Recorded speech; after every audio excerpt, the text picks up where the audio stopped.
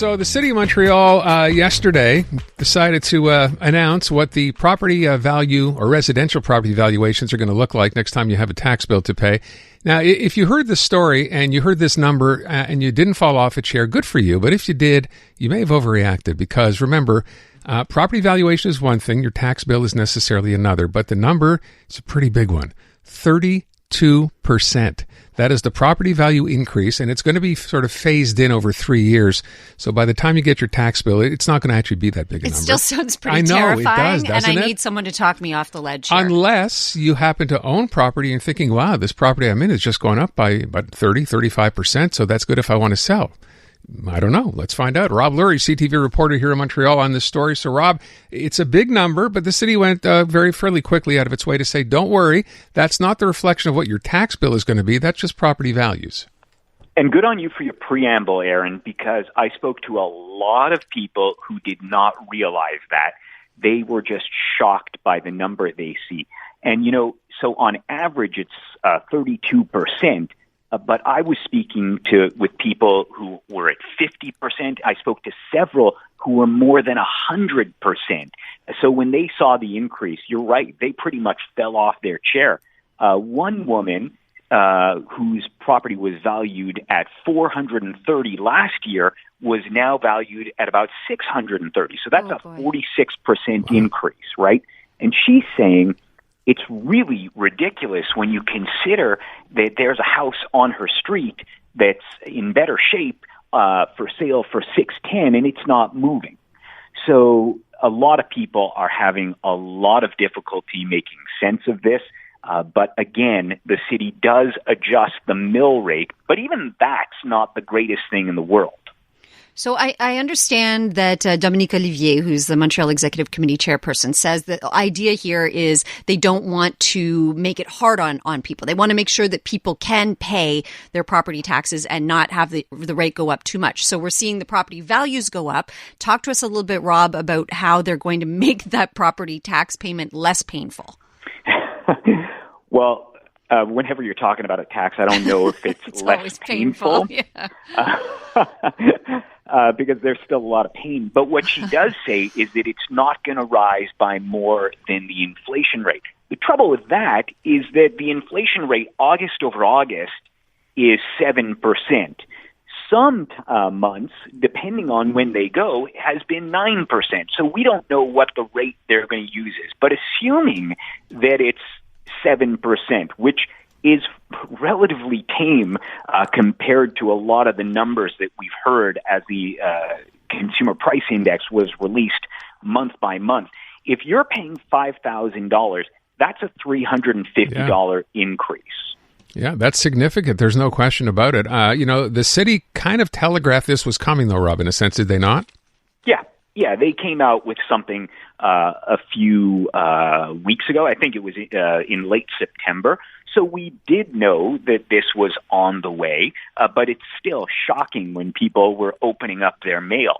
And, I want to just come back to what Natasha and I were just discussing, which is, when you add $350 here next to $500 more that you're paying for groceries, if you go to restaurants, those prices are up. If you have work done on your home, those prices are going up. If you fill up your car, that price is way up. You add this all together, and I spoke to one woman who said, look, my life is costing easily $3,000 more this year. And I said, well, what's your salary increase going to be? And she said, I'm not getting a salary increase this year. So let me go to a couple of issues here. Number one, and this comes up every time property evaluations come out, right? People look at this and go, wait, there's no way I'm going to contest it, which you obviously can still do here. And that's it's such a great point. And the Landlords Association is the first to urge you to contest it. But first of all, it costs you $300 to contest it. That's not for right. most houses. If you have a more expensive house, it's more expensive than that. But yes, you have to pay $300 to contest it. If you win, that money is not refundable, and the burden of proof is really on you. So you have to come well equipped. You have to show comparable sales in your area to show that the market is not as hot as it was when this was evaluated. Because don't forget, this was evaluated at a time when the market was red hot, and the market has since cooled. So you have to do your homework, and you have to be prepared to defend your own evaluation. But, I would say it is worth it, though, when you consider that. And that's an important point to make, what you just said. Now, this happened. This evaluation was done when the market was insane. Remember how hot the market was? If you have to spend $300 to save $300. Well, but that's 7% over the course of a year, not just over the course. I mean, depending on how much it is you're going to save, it also prevents you the next time there's an evaluation from the original assessment, right? That's the point. So it carries on through the years. You could be saving $300 year over year, but you might be saving $100 year over year, and you might lose. Right. So it's a risk. Isn't it crazy, though, they don't refund your money if you win? That's kind of ridiculous. Well, but it's the time and it's the administration and the time. Well, I know, but hello. Bureaucracy? Why are you even... Suddenly you're defending the city. Something I want to bring up here is the fact that we're talking about how this impacts property owners with those taxes going up. But often those expenses are passed on to renters. And we know we have an affordable housing problem in Montreal. Has there been any talk about combating that in any way? Well, so you do have the recourse of going to the rental board. I think it's called the TAC now, the Tribunal Administratif du Québec, to fight your rental increase. But that's a pretty cumbersome process. And so you can go at it that way. But ultimately, a lot of people don't want to get into fights with their landlord. They could lose again. So it's very difficult. And you're right. The landlords are for sure going to try to pass this on. I'm trying to also understand here. You don't really, you can go contest it if you want to go contest it, but now if you wanted to use... Are you talking about renters or property owners? Property owners. Okay. If you want to go ahead and you're sitting, as I said right off the top, Rob, you're sitting at this now going, wow, they reevaluated my property. It's worth that much more as far as the city is concerned.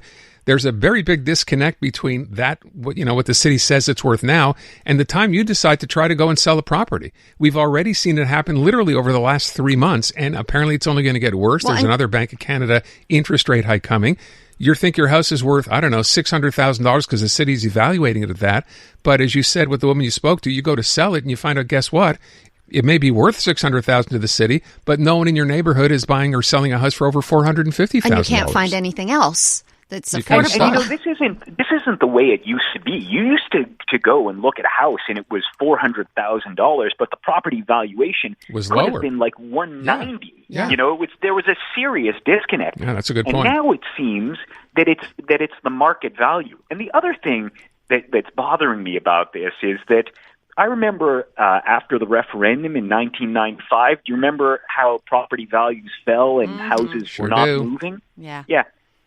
Did those home values go down according to the city valuation? Oh, that's a good point. I guess we could go back and check. You're right. That's an excellent point. I was also going to ask. I've spoken to people who have never heard property valuations going down significantly. Yeah. I was going to ask you, too, it might be interesting to find out. I wonder how many people, of those who contest their property valuation, how many actually win their case? Like, what percentage would that be? Well, so that was a question that I asked the Landlords Association, and they said that, look, given the fact that the market has softened so dramatically, he said, if you do make a good argument, you are going to win. But you really have to show up and you have to do your homework. And, it could be a 30-minute hearing that you have there. So you have to be able to defend your numbers, showing that that this is what sold in the past couple of weeks in my area. I mean, it's not a slam dunk. No, there's work. There's work to be involved. And I'm guessing at that point you might want to involve or consider involving a real estate agent, right? If you want to show real numbers and real figures and cite comparables where you live, that's kind of the way to go. So that's not hard to do. If you call a real estate agent that you know in the area, they will probably give you comparables of what's sold. It's not hard for them to pull that out. But there is work to do.